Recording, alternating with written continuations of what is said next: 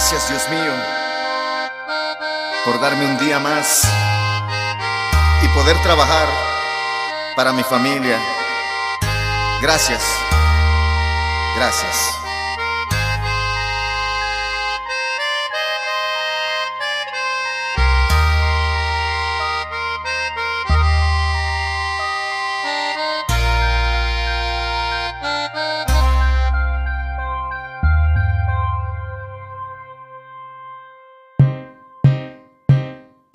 En sueños caminaba yo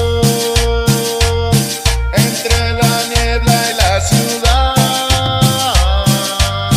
por calles frías y desoladas, cuando una luz blanca y helada hirió mis ojos y también hirió la oscuridad. La vi brillar y la veo en el silencio.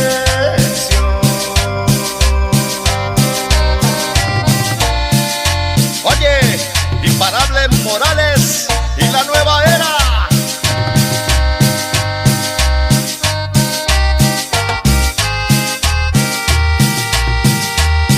Y vuelve.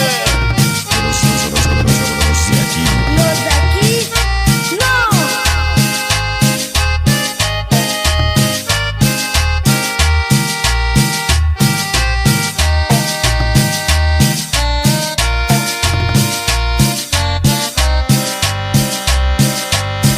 En la desnuda luz miré,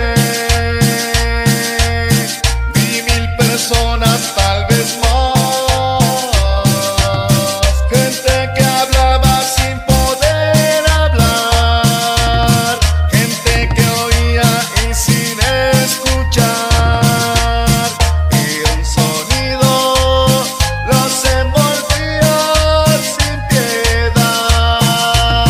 Yo lo escuché, el sonido del silencio.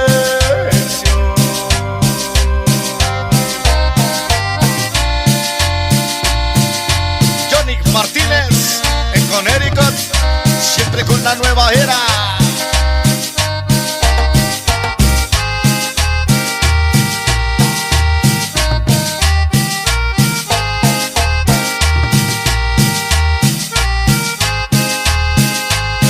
Y el que nunca cambia de color, el chico de amarillo, los magiachamacos.